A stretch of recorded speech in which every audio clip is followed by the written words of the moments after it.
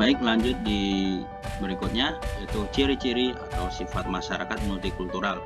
Yang pertama, pasti terjadi segmentasi, di mana masyarakat pasti akan membentuk satu kelompok-kelompok kecil berdasarkan satu tadi golongannya, berdasarkan etnisnya, berdasarkan mungkin unsur agamanya. Berikutnya, kedua, memiliki struktur sosial yang terbagi ke dalam lembaga-lembaga yang bersifat non-komplementer. Non-komplementer itu berarti tidak saling melengkapi. Artinya ada lembaga-lembaga kecil yang ya justru hanya untuk kepentingan kelompok atau golongannya sendiri, ya, tidak melengkapi dengan institusi yang lainnya. Ya, misalnya kalian pecinta apa gitu ya, atau kalian berdasarkan suku ras apa, nah di situ kalian mengembangkan satu lembaga khusus yang fungsinya mungkin tidak luas, ya, tidak bisa melengkapi fungsi yang lainnya. Yang berikutnya, kurang mengembangkan konsensus, ya. Konsensus itu berarti semacam kesepakatan kerjasama, ya, di antara anggotanya. Karena apa? Karena mungkin nilai sosial, ya, dan norma sosial antar anggota masyarakat ada perbedaan-perbedaan yang mendasar. Jadi wajar mereka kadang dalam suatu hal susah untuk melakukan kesepakatan, ya. Harus mencari rumus, harus mencari formula yang lebih hebat dalam waktu yang tidak sebentar. Seperti lahirnya Indonesia ini kan sebenarnya hasil dari konsensus, ya. Negara ini mau dibawa ke negara mana, kesepakatannya seperti apa gitu, ya. Jadi wajar kalau di masyarakat kita saat proses pendewasaan negara ini, ya, itu masih muncul, ya, dimana kurang masyarakatnya untuk mengembangkan satu konsensus. Berikutnya, poin keempat, secara relatif mengalami konflik antara anggota. Ini wajar karena tadi, ya, adanya perbedaan yang mendasar. Berikutnya, poin kelima, secara relatif integrasi sosial tumbuh atas dasar paksaan. Integrasi itu persatuan, ya, dimana seperti ini aja di dalam kelas antara si A, si B, si C, siswa si A, si B, si C sama si D misalnya punya keinginan suasana kelasnya yang berbeda-beda. Misalnya si A pingin kelasnya lebih enjoy dengan, ya, sedikit musik. Nah, yang B misalnya dia pingin yang lebih suasana tenang, serius gitu. Yang C lebih seneng gak di kelas, dia lebih senengnya yang di luar. Yang D kalau bisa KBM jamnya dikurangi. Nah, ini kan ada satu konsensus yang tidak bisa disatukan, ya. Nah, ini butuh pemaksaan, apa itu, ya, adanya pasal, adanya hukum, adanya kesepakatan yang ditumbuhkan secara bersama meskipun itu terpaksa. Ketika guru tadi menerapkan sudah semuanya harus di kelas, harus mengikuti standar dari yang diberikan sekolah. Karena itu mau tidak mau, suka tidak suka, kalian akan terpaksa mengikuti dan akan terpaksa bersatu, ya. Tidak bisa memilih sendiri-sendiri.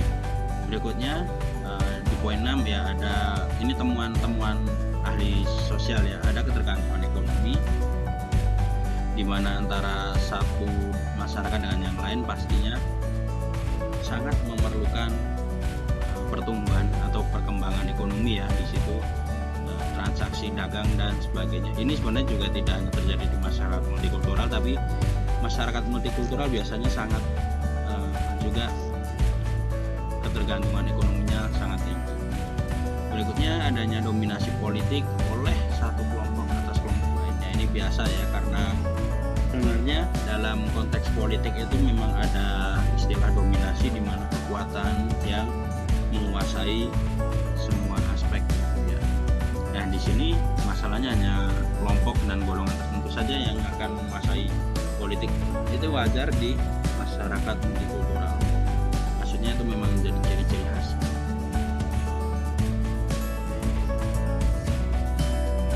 Nah, langsung ke sini saja. Latar belakang faktor terbentuknya masyarakat multikultural. Satu, karena geografis, ya, lingkungan tempat kita tinggal yang kepulauan pasti membuat masyarakat yang satu dan yang lainnya memiliki cara hidup, memiliki kebiasaan, memiliki, ya, interaksi yang berbeda. Beberapa suku bangsa di Indonesia justru malah terisolasi dari masyarakat yang lainnya. Jadi wajar saja kalau di daerah Indonesia masih ada yang memiliki ciri khas yang unik antara yang satu dan yang lain. Itu yang pertama. Yang kedua, pengaruh kebudayaan asing. Nah, ternyata Indonesia kalau kalian membaca sejarahnya dari bangsa Arab, bangsa Eropa dan mana saja pernah singgah di Indonesia ya. Termasuk orang Indonesia juga pernah singgah di negeri-negeri lain. Nah, itu juga memberikan pengaruh terhadap terhadap multi kebudayaan, terhadap multikultural ya. Berikutnya, iklim dan struktur tanah ya. Ini penelitian geografi ya sebenarnya, dan antropologi kalau kalian ingin melihat lebih jauh bagaimana sih satu keadaan atau satu lingkungan bisa membentuk seperti raut wajah kita, postur tubuh kita dan sebagainya. Tapi kita secara logika dasar saja jelas ya, kita juga bisa melihat ciri-ciri fisik masyarakat yang bekerja di pegunungan dan di mungkin pesisir, atau mungkin bekerja di kantor dan ya di mana misalnya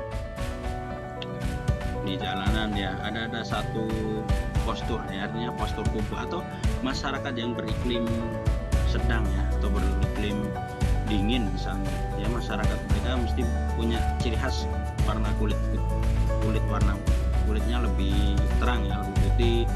Di iklim yang panas lebih hitam. Nah, itu kan perbedaan diakibatkan oleh faktor-faktor geografis ya sebagainya. Oke, ini perilaku yang muncul dalam masyarakat majemuk ya. Ada beberapa, yaitu etnosentrisme, di mana sikap atau paham memandang budaya lain dari kacamata budaya sendiri. Misalnya, itu kenapa sih dia nggak sopan? Nggak sopannya berdasarkan kacamata kita mungkin ya. Nah, itu kita sudah berlaku etnosentris. Terus bagaimana kalau memang nggak sopan? Kan di mana bumi dipijak, di situ langit dijunjung ya.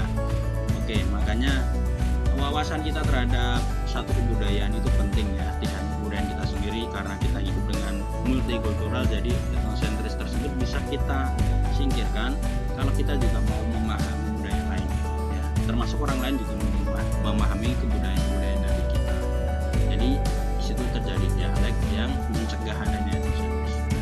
Primordial, yaitu perasaan kesukuan yang berlebihan atau pandangan yang menunjukkan sikap berpegang teguh pada hal yang sejak awal melekat pada individu tersebut ya. Misalnya kalian merasa bahwa keluarga saya melahirkan saya menjadi orang yang kerja keras, menjadi orang yang tegas, jadi kalau ada orang yang pelin-pelan saya ada sebagainya.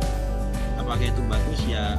Ada poin bagusnya, tapi menilai berdasarkan sikap primordial menjadi bias ya, karena orang lain juga dibesarkan dari kebiasaan, dari norma dan nilai yang berbeda.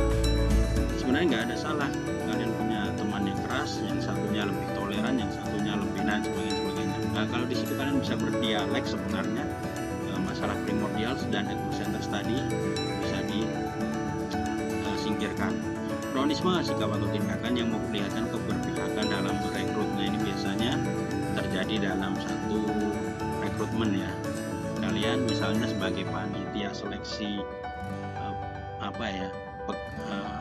pegawai, karena melihat ini kan sepupu saya sendiri, nah ini kan saudara saya sendiri, saya rekrut, nanti yang lain nggak saya rekrut gitu misalnya, karena ada rasa persaudaraan. Nah, ini mungkin sikap menolongnya bagus ya, tapi karena mengambil satu kebijakan di mana sikap objektif, tidak melanggar hukum. Nah, di poin itunya yang tidak diperbolehkan. Menolong boleh, tapi melanggar hukumnya itu yang tidak diperbolehkan ya. Jadi merekrutnya harus berdasarkan prosedur yang disepakati dan didialektiskan bersama, bukan hanya keberpihakan. Yang berikutnya ada politik aliran. Nah, ini politik yang muncul ya sejak Indonesia merdeka, juga sudah banyak politik aliran ya, didasari oleh ideologi dan agama tertentu. Ya, pasti apa tujuannya? Tujuannya ya ingin lebih membawa satu keyakinan dan ideologinya untuk mengatur satu masyarakat ya, untuk menjadi lebih dominan. Berikutnya ada stereotip prasangka ya, merupakan sikap atau paham memandang budaya yang lain pakai, ini hampir sama dengan etnosentris, tapi kalau stereotip itu lebih ke prasangka ya. Jadi sebenarnya tidak hanya pakai kacamata sendiri, tapi kita menganggap atau budaya lain itu lebih rendah dibandingkan budaya kita, atau kita kita sudah berprasangka, misalnya wah itu ada orang tinggi hitam, posturnya kekar, pasti dia jahat dan sebagainya, atau wah itu ada kulit putih dan sebagainya, mata bulat, mata sipit. Nah itu stereotip sebenarnya, karena tidak semua yang seperti itu seperti yang kita bayangkan. Sekali lagi, tidak semua yang seperti itu seperti yang kita bayangkan. Kalau kenyataannya mereka juga bisa baik, berarti ada kesalahan dalam cara berprasangka. Makanya dalam sosiologi itu sebelum berprasangka, cari literasi, cari ilmunya. Berikutnya ada paham multikulturalisme. Ini sangat wajar ya, ketika kita sudah hidup dalam keanekaragaman, pasti akan mengembangkan sikap-sikap seperti ini ya.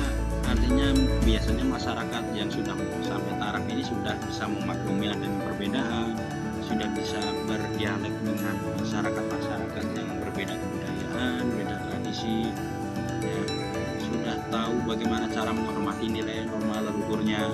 Nah, di Indonesia sebenarnya PR ini yang harus selalu dibangun. Oke, untuk penjelasan multikultural cukup sampai di sini. Mudah-mudahan ilmunya bermanfaat. Sekian, assalamualaikum warahmatullahi wabarakatuh.